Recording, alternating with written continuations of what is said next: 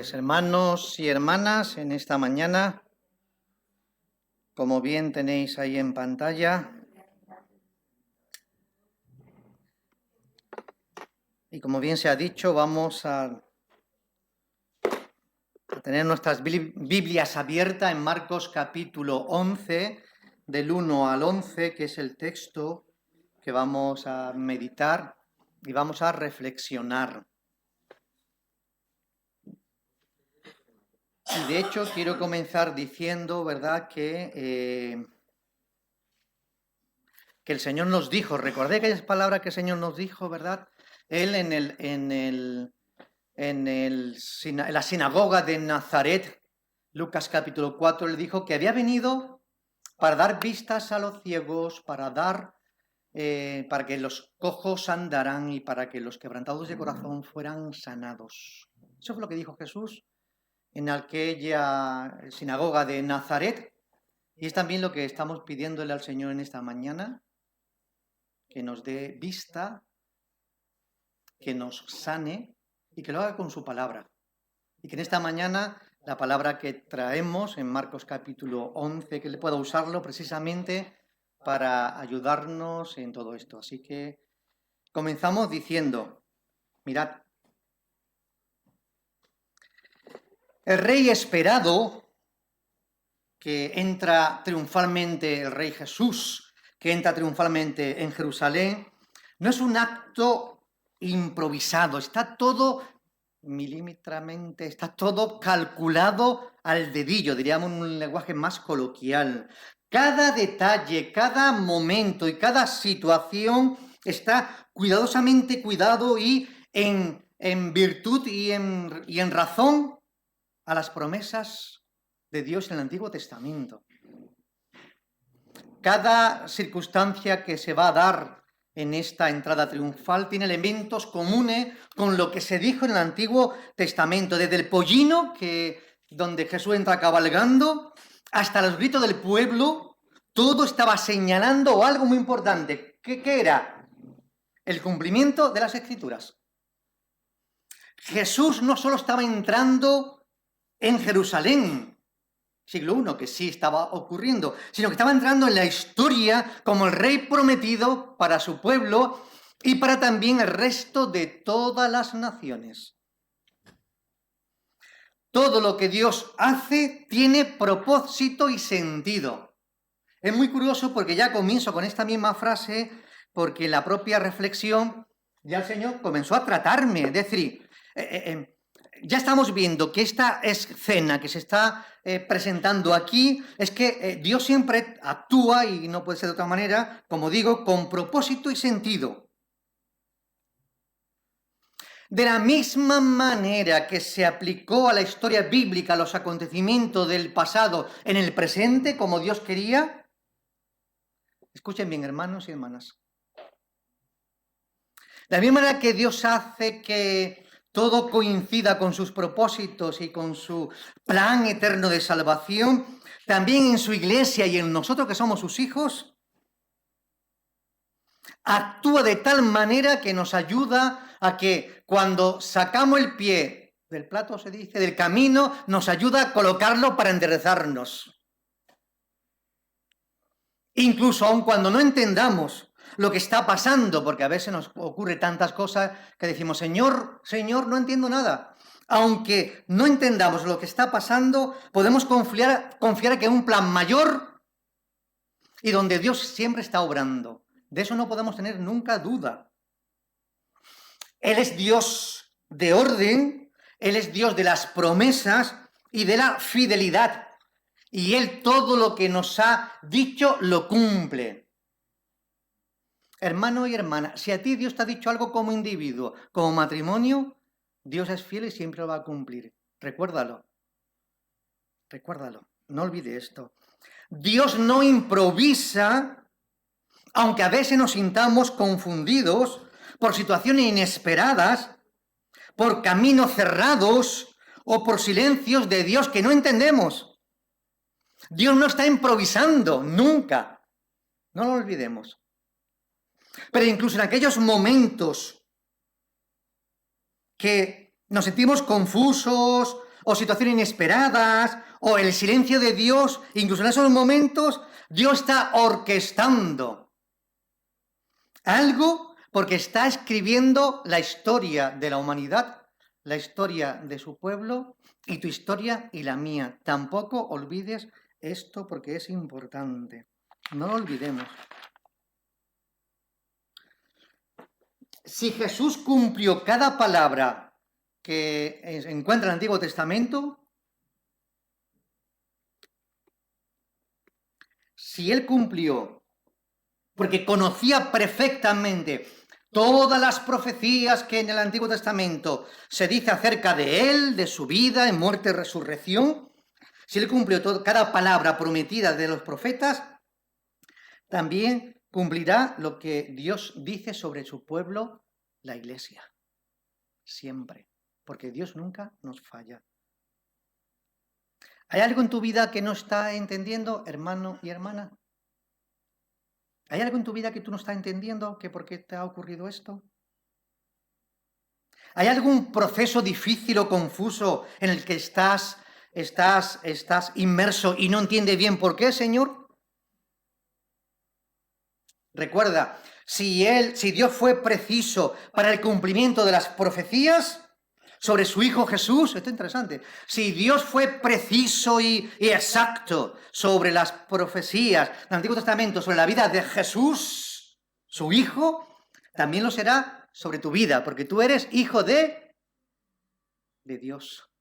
Me agrada escuchar eso. Tú eres un hijo de Dios. Dios en ti tiene propósito y tiene sentido. Todo lo que te ocurre. Aunque a veces nos equivocamos, cometemos errores, fallamos, Dios nos disciplina, Dios nos corrige, pero Dios tiene propósito y sentido con tu vida, con tu matrimonio, con tu familia y con esta hermosa iglesia y con la demás iglesia. No es que nosotros seamos los elegidos, The Chosen. Bueno, me gusta esa película, la estoy viendo y fui al cine a verla, la recomiendo. Exactamente, hermano, Dios cumple, ¿verdad? Porque Dios es fiel. Por lo tanto, tenemos que confiar en su fidelidad. Tenemos que confiar en su fidelidad. Todo está bajo su control, ¿verdad? Lo hemos leído en los versículos del 1 al 3, y el Señor tiene un plan que está llevando a cabo, y quiero de nuevo pues, hacer mención de estos 3 primeros versículos. Vamos a leerlo de nuevo. Os invito a que cojáis hemos dicho que tenéis ya la Biblia abierta. Yo lo voy a leer la versión Reina Valera del 2020. Los 3 primeros versículos, mirad lo que leemos de nuevo. Marcos 11, del 1 al 3. Cuando se aproximaban a Jerusalén, cerca ya de Betfagé y de Betania, junto al monte de los olivos, Jesús envió a 2 de sus discípulos diciéndoles: id a la aldea que está enfrente de vosotros. En ella hallaréis un pollino atado sobre el cual nadie ha montado. Desatadlo y traedlo. Si alguien os pregunta por qué hacéis eso, decid que el Señor lo necesita y luego lo devolverá. ¿Qué estamos encontrando en estas primeras palabras de este texto, verdad? Es muy interesante porque estas referencias que no son solamente geográficas, como vais a escuchar a continuación. Esta referencia que acabamos de leer tiene una carga simbólica y profética. Y también espiritual, por supuesto. Mirad, Betania. ¿Quién nos recuerda Betania? Lugar donde Jesús resucitó a Lázaro. Pero lugar también donde María y Marta sufrieron y no entendieron. Señor, ¿cómo que no has venido a sanar a mi hermano? Lugar también de confusión, de sufrimiento, porque Jesús se propuso ir, pero más tarde, recordad, ¿verdad? Así que Betania está asociado, por lo tanto, con la vida de la esperanza y del poder mesiánico. ¿Y qué implicaciones tiene Betania en este sentido del que estamos expresando? Escuchen, el Señor visita a las familias, el Señor visita a los familiares, el Señor visita los lugares donde hay dolor y sufrimiento para traer alivio, sanidad y paz. ¿Veis? Para traer vida. Donde todo parece que está perdido. Donde todo parece que no tiene solución, ni incluso la muerte, Él puede traer vida y esperanza. Bektagé, otro espacio, otro lugar. Interesante, ¿verdad? Casa de higos verdes. Puede aludir, ¿verdad?, a los frutos que aún no han madurado. Y en este caso esto es una exhortación para nosotros. Cristo busca en ti, Cristo busca en mí, que tengamos fruto verdadero. Podemos aparentar cierta espiritualidad y de eso somos expertos, ¿verdad? Somos muy expertos en aparentar lo que no somos. De nuevo, os invito a reflexionar sobre ese famoso libro, Cambios Profundos, que durante 6 meses, no sé cuántos meses, lo hemos dado para dominical. Quien no haya participado, podéis comprar el libro y reflexionarlo. Somos expertos. Dios busca verdadero fruto en tu vida y en la mía. Pero fruto, ¿verdad? Ya que en Bektagé hemos dicho que son frutos inmaduros, y frutos inmaduros, ¿verdad? Esa inmadurez que a veces podemos vivir como niños espirituales y nos falta ese empuje, pero también me hace pensar en el fruto del Espíritu, ¿recordáis, no? Mas el fruto del Espíritu es amor, gozo, paz, paciencia, benignidad, bondad, fe, mansedumbre y templanza. Gálatas capítulo 5, versículo 22. Así que, hermanos y hermanas, obsérvate. Piensa y reflexiona sobre tu propia vida. Y ve, ¿verdad?, si estoy dando fruto, o solamente le estoy mostrando a Jesús las hojas y no el fruto que Él espera. De hecho, me nace una oración. Señor, que mi vida no solo tenga hojas, sino frutos, para glorificarte y glorificar tu nombre. Amén. Monte de los Olivos. Monte de los Olivos. Sitio clave y escatológico. ¿Por qué? Porque allí se predice que el Mesías va a aparecer en su segunda venida, la parusía. Y además también tiene relación con el Monte de los Olivos, con el Monte de Getsemaní, que está en el mismo lugar, en una pradera, en un lado. ¿Y recordáis Getsemaní? ¿Qué es lo que ocurrió allí, Getsemaní? Lugar de oración, lugar de encuentro entre Jesús y Dios. ¿Pero cuándo? ¿Cuándo Jesús se encontró en el huerto de Getsemaní con su Padre? En los peores momentos de su vida.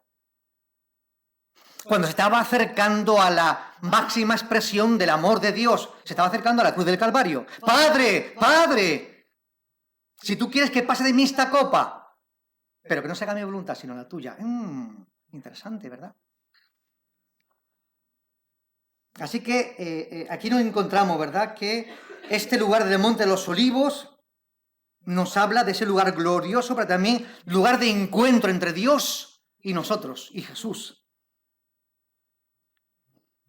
Y me surge a mí la pregunta que nos puede, ¿verdad?, nos puede también surgir a vosotros.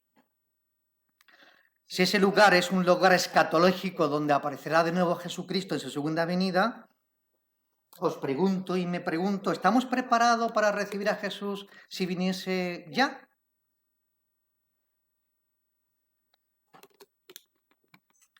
¿Estamos preparados para el retorno de Jesús si viniese en este momento? ¿Está tu vida dando frutos?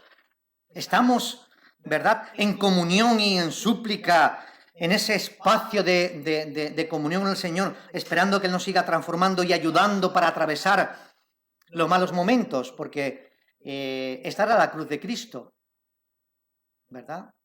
Y recordad que en un lenguaje simbólico y también espiritual hablamos, ¿qué cruz tengo? ¿Os suena esta frase? ¿Qué cruz tengo encima? ¿Verdad? Una cruz que a veces no podemos soportar. Dificultades, problemas, etcétera, etcétera, etcétera. ¿Cuál es tu cruz?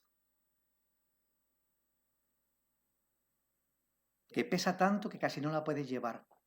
Jesús estaba tan abatido, aunque esa parte la vamos a dejar para el próximo domingo, tan abatido, tan apaleado, que recordáis que llevaba la cruz y se cayó al suelo. Recordad que no pudo llevar su cruz. Jesús no pudo llevar tu cruz. Y que José de Arimatea, creo que fue, ¿verdad?, le tuvo que ayudarle. Ya ni Jesús. Hermano, si tú no puedes llevar tu cruz, a lo mejor tendrás que hablar con alguien para que te ayude a llevar tu cruz.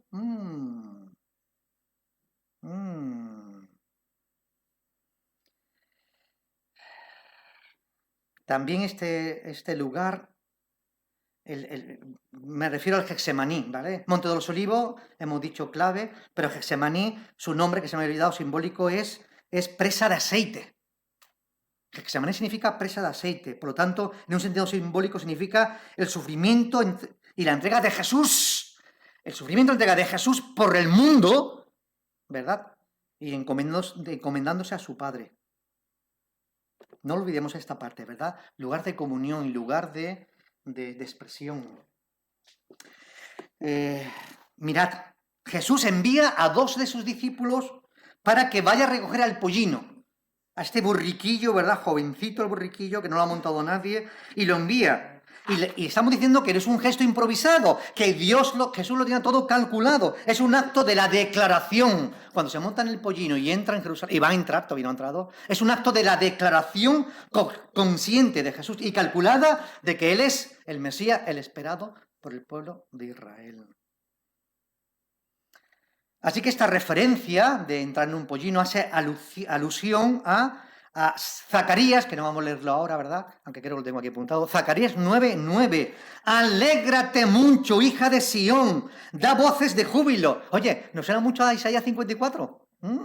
Repito, Zacarías 9:9. Alégrate mucho, hija de Sión, da voces de júbilo. Sigue diciendo algo más. Tu rey viene, justo, salvador, humilde y cabalgando sobre un asno. Así que revela este momento que se está presentando como el cumplimiento profético y en términos del Mesías que viene, como alguien también creo que ha dicho aquí, que viene, no sé, fue Aurora, ¿verdad? No viene en un caballo ni con la espada, que viene en un burriquillo, por lo tanto es el Mesías que viene con paz y con humildad. Pero aunque venga con paz y humildad, está Él al control de todo. Tiene un control absoluto, como no podía ser de otra manera. Dios controla en absoluto el mundo. Está al control absoluto de los momentos. Sabe dónde está el animal, porque lo hemos leído. Sabe cómo va a reaccionar la gente. Y por lo tanto le da instrucción a sus discípulos y los detalles para que puedan responder. Así que el rey entra humilde en Jerusalén. Y no vino para conquistar con la espada, sino para ganar, como también esta mañana se decía, para ganar los corazones con humildad. Y eso me parece a mí muy interesante. Ganar los corazones, ganar la salvación con humildad. Porque a veces podemos pensar que queremos imponer. Bueno, yo creo que a veces lo hemos hecho. Imponer la salvación, imponer que tú tienes que creer como yo, imponer. Y nos estamos equivocando. Jesús nunca impuso nada. De hecho, le dijo, quien quiera venir tras de mí, niéguese a sí mismo, tome su cruz y sígame. Quien quiera venir tras de mí, es una invitación, no una imposición. Niéguese a sí mismo, tome su cruz y sígame. ¿Veis? Hombre, hay requisitos, ¿verdad? Pero si tú le quieres seguir, esto es lo que Dios nos está diciendo, ¿verdad? Negarnos, tomar la cruz y seguir el camino. Así que nos encontramos, ¿verdad?, que en el mundo, ya que el mundo valora mucho la fuerza y la apariencia, y Jesús no vino ni con fuerza ni con apariencia. Él vino y eligió el camino de la mansedumbre y de la obediencia a su Padre. Por lo tanto, sigamos al Rey. Somos sus discípulos. Sigamos a este Rey humilde, ¿verdad? No te dejes, escuche bien, hermano, no nos dejemos seducir por una actitud distante, diferente a la que Dios nos está pidiendo. Fe y humildad. Fe, humildad y mansedumbre son los 3 elementos que necesitamos para entender el amor y lo que Dios nos está pidiendo. No nos olvidemos de esto, ¿verdad? Mira, estamos diciendo que Dios actúa con propósito y no con improvisación. Eso es lo que hemos dicho y una verdad que quiero resaltar a continuación. ¿Qué significa esto? Pues significa lo siguiente.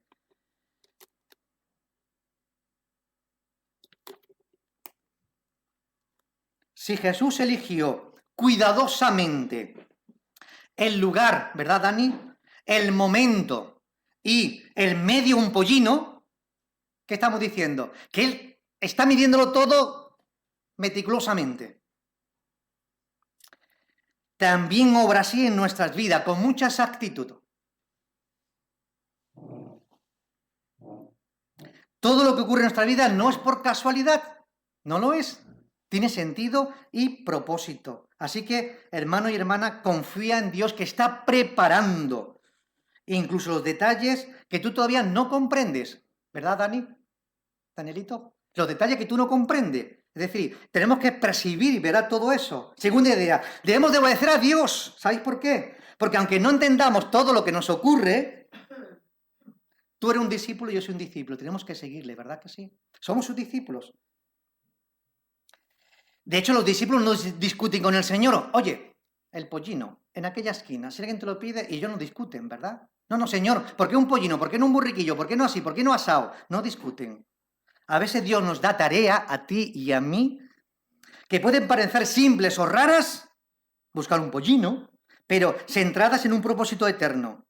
Hermano y hermana, lo que Dios te diga a ti como individuo, como matrimonio, como familia o como iglesia nos diga el Señor, aunque para otros puedan ser locura, ¿tiene sentido lo que decimos ahora? Puede parecer locura, ¿verdad? Lo que Dios nos da tenemos que obedecerle y porque forma parte de un plan glorioso para su reino.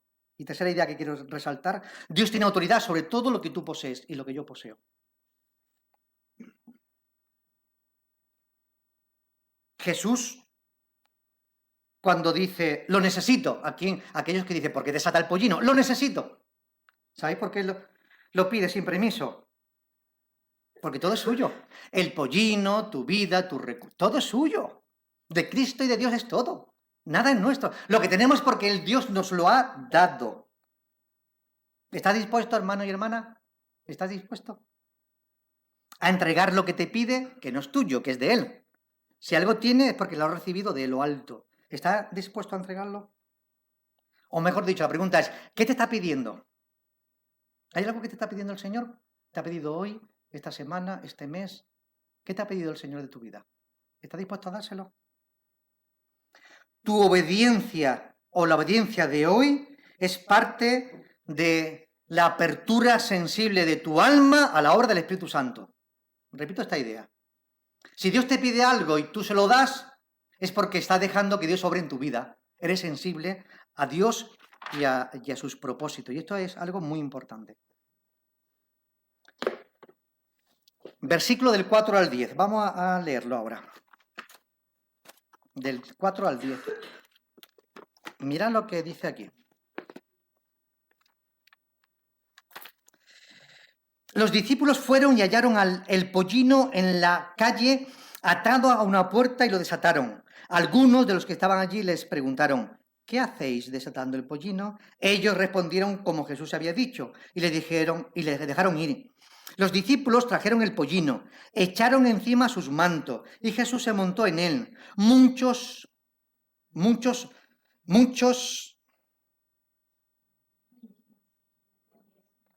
Vale, como otra versión me ha confundido. Muchos alfombraban, es que esa expresión me suena un poco rara. Muchos alfombraban con sus mantos el camino, otros lo hacían con ramas que habían cortado en el campo, y los que iban delante y los que venían detrás le clamaban diciendo, Hosana, bendito el que viene en el nombre del Señor. Bendito el Rey, el reino que viene, el reino de nuestro Padre David. Hosana en las alturas. ¿Qué encontramos aquí ahora? Pues mirad. Aquí encontramos en este momento, ¿verdad?, que en los primeros versículos del 4 al 6 encontramos que Jesús, lo que estamos diciendo, que cumple exactamente, ¿verdad?, lo que se había propuesto. Y cuando uno ve que ocurre como Dios lo había previsto, a mí me hizo pensar en esta escena que también encontramos en los evangelios. Está ocurriendo como Jesús le había dicho a sus discípulos. ¿Recordáis cuando vienen los fariseos, saduceos, y le tientan a Jesús para que pague él lo que en el templo hay que darse? ¿Lo recordáis? Pues hay un momento como ese. ¿Y sabéis lo que dice Jesús? Jesús dice lo siguiente. Pedro, ve al mar, os sonará ahora, el texto no lo voy a leer, pero lo voy a parafrasear. Mateo 17, 27. Pedro, ve al mar echa un anzuelo, el primer pez que saques, ábrele la boca, te va a encontrar un estatero y cuando lo tenga, dáselo al templo por ti y por mí. Interesante. ¿Cómo sabía Jesús que en un pez había un estatero? ¿Cómo lo sabía él? Todo lo tiene bien calculado. Es que Jesús es Dios y lo sabe todo. ¿Cómo lo sabía? Mirad, otros pueden cuestionar, ¿verdad?, lo que están haciendo sus discípulos, y eso me hizo pensar en esta situación que también vosotros lo vais a tener muy presente cuando hablamos de Noé. ¿Recordáis lo que le pasó a Noé? Que Dios le mandó que construyese un arca. Cuando uno ve la película lo ve mucho más claro, si ve el texto también te das cuenta. ¿No crees que Noé durante mucho tiempo estuvo recibiendo, ¿cómo diríamos aquí? Recibiendo información diciendo, Noé, ¿se entiende esto? Loco, tú estás loco. En este lugar que nunca ha llovido, en ese espacio, ¿cómo es que estás construyendo un arca tan grande? Loco, tú estás loco. Dios le había dicho que hiciera un arca porque pronto iba a venir el diluvio y nadie lo creía. Y yo me preguntaba, y nos podemos preguntar si incluso su familia en algún momento también tuvo cierto rechazo de su familia, pero él continuó construyendo un arca, aunque la gente podía rechazar esa actitud que él tenía. ¿Ves? ¡Qué locura construir un arca! Pero lo hizo porque Dios se lo dijo y luego envió el diluvio. Versículo del 7 al 10. ¿Qué encontramos aquí? Jesús montado en el pollino, que hemos dicho que es la declaración pública del rey anunciado por las Escrituras. Y lo hace no con palabras, sino con hechos, con una imagen viva, pues montado en el pollino y entra. La vestidura, las ramas, es un acto de honor, versículo 8. Esto es muy interesante lo que viene ahora. El pueblo reconoce la realeza de Jesús. Hosana, bendito el que viene en el nombre de David. El pueblo reconoce la realeza de Jesús, pero ¿cómo lo reconoce? Solo emocionalmente, de boquillas. ¿Sabéis por qué? Porque lo sabéis.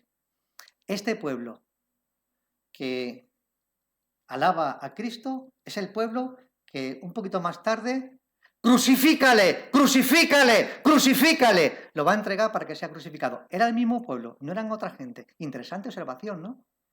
Señor, Señor, el que viene en nombre del rey David, de boquilla, pero el corazón estaba muy lejos de una proclamación sincera de quién era este rey. ¿Veis lo que está ocurriendo? Eso es lo que está ocurriendo allí. Las ramas, ¿verdad?, de palma simboliza pues esa victoria y liberación que viene Jesús a traernos. Y no la liberación y la victoria del yugo de su pueblo Israel de mano de Roma, no, ya sabemos que es la liberación, que creo que viene a continuación, lo diremos, de nuestro yugo, de nuestra cárcel, de nuestra oscuridad, del diablo. Hosana, en versículo 9, en hebreo significa, sálvanos ahora, Señor. Y hace referencia al Salmo 118, 24, 25. Señor, sálvanos ahora. Cuidado con pedir al Señor que nos salve de lo que más necesitamos o de lo que creemos que es más importante, que son necesarias. Pero cuidado de no pedir al Señor que nos salve de la condenación eterna. Esto sí que estamos en peligro. ¿Cuántas veces le hemos dicho, Señor, sálvame de esta situación? Y Dios te salvará.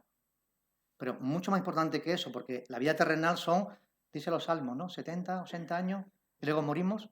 La otra es o vida o muerte. Después de que dormimos, se refiere a los creyentes. Y enviado al Hades se refiere a los incrédulos. Después que ocurra esto, ¿verdad? Aquello es por toda la eternidad. O es vida, toda la eternidad, o es muerte. Toda la eternidad también la muerte, ¿verdad? Pero vamos aquí. Estamos diciendo que es verdad que tenemos impulso. Señor, sálvanos de situaciones terrenales, que también las necesitamos, pero la petición más importante es, Señor, sálvanos de la condenación eterna. ¿Recordáis? Famoso texto, porque de tal manera amó Dios al mundo que ha dado su Hijo unigénito para que todo aquel que en él cree no se pierda, mas tenga vida eterna. Porque no envió Dios al mundo a condenar al mundo, sino para que el mundo sea salvo por él. Y el que cree ya no es condenado, pero el que no cree ya ha sido condenado, porque amaron más las tinieblas que la luz. Y la luz vino a este mundo, y la luz iluminó sus corazones.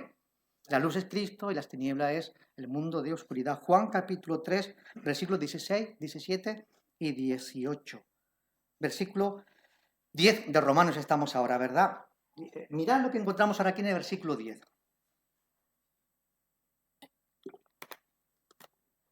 El pueblo con esperanza se acerca clamando a Cristo, y ya lo hemos dicho, esperando una restauración política. Y Cristo no venía a traer lo que ellos esperaban. El reino de Cristo, creo que alguien lo dijo también, no es de este mundo, lo dijo Aurora. Está bien. Vamos en coordinación. No es de este mundo. Su reino no es de este mundo, es un mundo, no es terrenal, es espiritual. Es espiritual. El Señor no ha venido al mundo. Esto es interesante también. Por lo menos en mi propia reflexión lo digo y lo comparto con vosotros, ¿no? Porque creo que es una gran verdad. Porque a veces nos equivocamos, ¿no? Cristo no ha venido al mundo para cumplir tus expectativas humanas. Ni la mía tampoco. Cristo ha venido para establecer un reino eterno y soberano. ¿Por qué sigues creyendo en Jesús? Te pregunto. Como también se está grabando, también son para los que nos oyen. ¿Por qué crees en Jesús? ¿Qué crees tú que puede darle tú a Cristo? Porque Él es el Rey verdadero que ha venido. ¿Es por lo tanto tu Rey verdadero, el Rey verdadero de tu vida? Eso es lo más importante. Terminamos con el versículo 11. Mirad lo que encontramos aquí.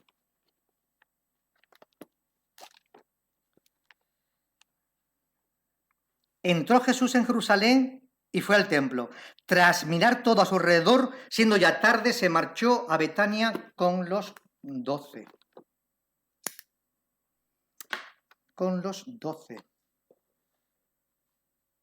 Aquí está, el último. ¿Cuál fue la reacción de Jesús al entrar en el templo de Jerusalén? Bueno, en la película de Chosen se ve muy claramente la quinta temporada, los dos capítulos que algunos ya hemos visto en el cine, que os recomendamos, ¿verdad? Aunque también podéis verlo en la plataforma, ¿vale?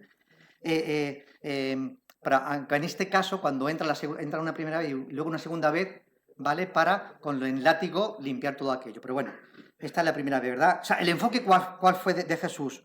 No era la liberación terrenal, sino era la purificación y la restauración del pueblo con Dios. Cuando Jesús entra en Domingo de Ramos, es decir, en esta fecha, cuando entra en esta fecha, entra y lo que ve es el atrio de los gentiles, de los judíos. El atrio estaba dedicado a la oración. Se había convertido en cueva de ladrones.